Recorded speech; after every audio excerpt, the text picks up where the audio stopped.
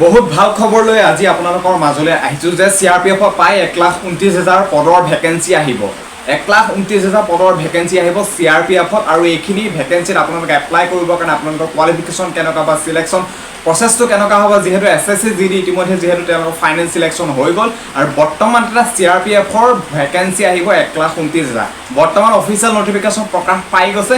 এতিয়া 1,29,000 পদৰ তোমালোকে এপ্লাই কেতিয়া হ'ব বা তোমালোকৰ সিলেকশ্যন প্ৰচেছটো কেনেকুৱা কি ধৰণৰ হ'ব এক্সাম কেতিয়া হ'ব গোটেইখিনি ডিটেইলছ জানিবলৈ পাব মোৰ আজি এই ভিডিঅ'টোৰ মাধ্যমেৰে। পোনপ্ৰথমতে তোমালোকে এই 1,29,000 পদৰ CRPFৰ অফিচিয়েল নটিফিকেশ্যনটো চাই লোৱা। CRPFৰ ফালৰ পৰা ওলোৱা 1,29,000 পদৰ অফিচিয়েল নটিফিকেশ্যন এইখন নটিফিকেশ্যন প্ৰকাশ পাইছিলে 5 এপ্ৰিল 2023 বৰ্ষত ministry of home affairs notification new Delhi the 5 April 2023। ইয়াত বহুকেইটা বিষয়ৰ ওপৰত লিখা হৈ আছে মানে CRPFৰ যিখিনি পদ আহিব 1,29,000 পদ ইয়াৰ সম্পূৰ্ণ স্পষ্টীকৰণ দাঙি ধৰিছে যে এইখিনি টোটেল পদ আছে প্ৰায় 1,29,929টা পদ 2023 বৰ্ষতে এইখিনি ভেকেঞ্চি আহিব মানে নৱেম্বৰ ডিচেম্বৰ মাহতে। বাকী মেইলৰ কাৰণে টোটেল পদ আছে প্ৰায় 1,25,262টা আৰু ফিমেইলৰ কাৰণে পদ আছে প্ৰায় 4,667টা। গতিকে এইখন অফিচিয়েল নটিফিকেশ্যন হয় মিনিষ্ট্ৰী অফ হোম এফেয়াৰ্ছৰ ফালৰ পৰা তোমালোকৰ এখন ৰিয়েল নটিফিকেশ্যন ইয়াত কোনো ধৰণৰ ফেক নহয় আৰু এইখিনি ভেকেঞ্চি আহিব। এতিয়া বন্ধু বান্ধৱীসকল তোমালোকে নিশ্চয় গম পালা যে CRPFৰ তোমালোকৰ অনলাইন এপ্লাই চলিব নৱেম্বৰ ডিচেম্বৰ মাহতে আৰু বহুত ডাঙৰ ভেকেঞ্চি হয় 1,29,000 পদ তোমালোকে ভাবি চোৱা। আৰু SSC বহুত তেনেকুৱা ডাঙৰ ৰিক্ৰুটমেণ্ট হৈ থাকিব প্ৰত্যেক বছৰে। এইবাৰ যেনেকৈ SSC GD গোটেইখিনি পদ সাঙুৰি দিয়া হৈছিলে BSF ITBP বা আদি কৰি যিমানখিনি ভেকেঞ্চি থাকে কিন্তু এইবাৰ তেনেকুৱা নকৰে। SSC ফালৰ পৰা অনলি CRPFৰ ভেকেঞ্চি আহিব 1,29,000 পদৰ এপ্লাই চলিব নৱেম্বৰ ডিচেম্বৰ মাহত। আৰু ইয়াৰ চিলেকশ্যন প্ৰচেছটো কেনেকুৱা হ'ব ঠিক SSCৰ দৰে হ'ব।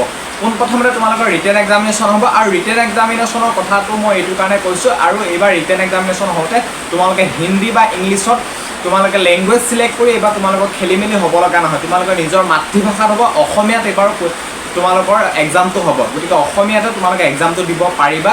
পোনপ্ৰথমতে তোমালোকৰ এক্সাম হ'ব আৰু লেংগুৱেজ তোমালোকে অসমীয়া চিলেক্ট কৰিব পাৰিবা আৰু ছেকেণ্ডতে হ'ব এক্সাম পাছ কৰাৰ পিছত তোমালোকৰ 5 কিলোমিটাৰ ৰানিং হ'ব।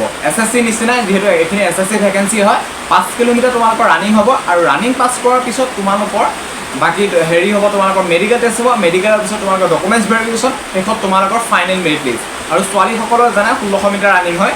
বাকী ৰানিঙৰ কথাটো পিছত ক'ম, ৰানিঙৰ কথাটো পিছতো বা ৰানিঙৰ প্ৰিপেয়াৰেশ্যনটো তোমালোকে পিছতো কৰিব লাগিব কিন্তু পোনপ্ৰথমে তোমালোকৰ এক্সাম হ'ব। গতিকে এক্সাম বহুত বেছি টাফ হ'ব বুলি তোমালোকে ভাবিব লাগিব কাৰণ হিন্দী বা ইংলিছত তোমালোকে লেংগুৱেজ চিলেক্ট কৰোঁতে কিমান টান কাটঅফ গৈছে যিহেতু বাহিৰৰ কেণ্ডিডেটো ইতিমধ্যে আমাৰ অসমত সোমাই পৰিছে। গতিকে তাৰ ফলস্বৰূপে কিমান মানে চিলেকশ্যন ল'বলৈ কিমান কষ্ট বা কিমান টান হৈ গৈছে টাফ হৈ গৈ আছে।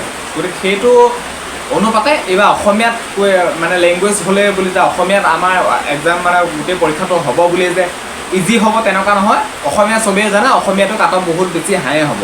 গতিকে অসমীয়া যিহেতু চবেই জানে গতিকে বহুত ভালকৈ প্ৰিপেয়াৰেশ্যন কৰা ৰিটেনৰ কাৰণে ৰিটেন ফালি দিবা একদম ভাবি থাকা যাতে 1,29,000 পদত এটা নহয় এটা মই চাকৰি ল'ব পাৰোঁ। এনেকৈ ভাবিবা যে 1,29,000 পদখিনি কেৱল আমাৰ অসমৰ কাৰণেহে উলিয়াইছে তেনেকৈ ভাবিবা।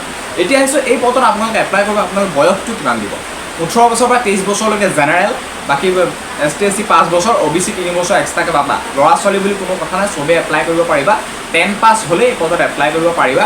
বয়সৰ কথা ক'লে বয়সৰ হ'লে মানে তোমালোকে 18 বছৰ হ'লে এই পদত এপ্লাই কৰিব পাৰিবা।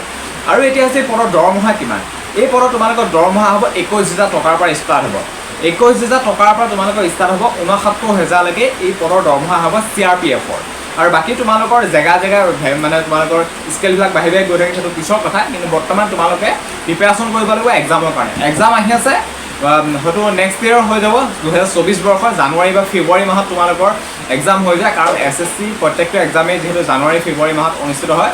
বাকী যোৱাবাৰ 10 জানুৱাৰীত 10 ফেব্ৰুৱাৰী মানৰ হৈছিলে। বাকী যি কি নহওক আৰু মানে নেক্সট ইয়েৰ 2024 বৰ্ষৰ আৰম্ভণিতে তোমালোকৰ এক্সাম হ'ব। বাকী এইটো বছৰ শেষৰ ফালে তোমালোকৰ এপ্লাই চলি যাব প্ৰিপেয়াৰেশ্যন চলাই থকা আৰু SSC তোমালোকৰ এপ্লাইও বেছি দিন নিদিয়ে 15-20 দিনমানো দিয়ে আজিকালি SSCত। বাকী মানে এক্সামটো খুব কম দিনৰ ভিতৰতে হৈ যায়। বাকী ৰানিং মেডিকেলো খুব কম দিনৰ ভিতৰতে হৈ যায়। বাকী গম পালাই বৰ্তমান যি SSC চিলেকশ্যন প্ৰক্ৰিয়া ইমান বেছি ইজি বা ইমান বেছি সোনকালে হৈ গ'ল। গতিকে আহি থকা ভেকেঞ্চি খুব সোনকালে হ'ব।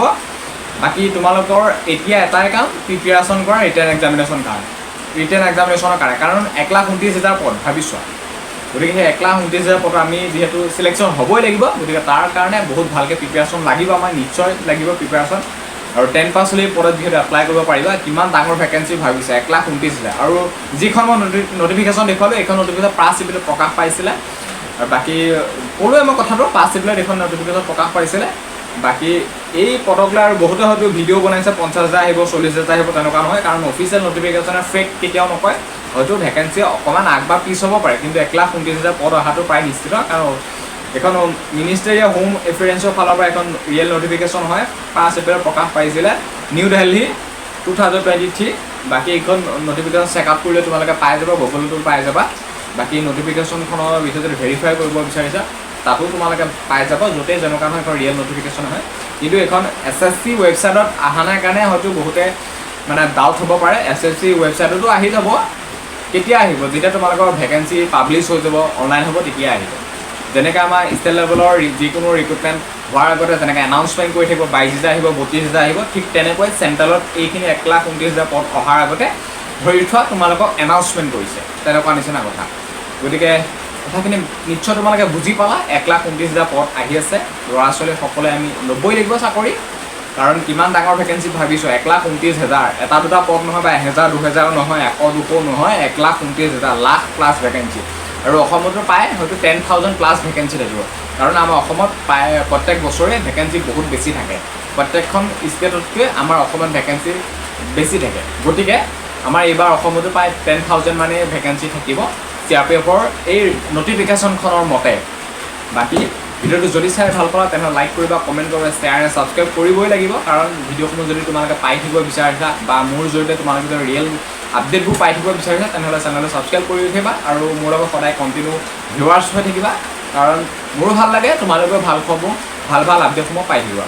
আৰু শেষত এটাই অনুৰোধ জনাইছোঁ, ভিডিঅ'টো আজি হয়তো অলপ চাউণ্ডো অলপ মানে প্ৰব্লেম হ'ব পাৰে, কাৰণ বৰষুণ দি আছে। বৰষুণৰ কাৰণে যদি চাউণ্ডটো শুনাত অকণমান প্ৰব্লেম হৈছে তেনেহ'লে ক্ষমা কৰিব। বাকী আজিলৈ মই লৈছোঁ বিদায়। ধন্যবাদ। জয় অসম।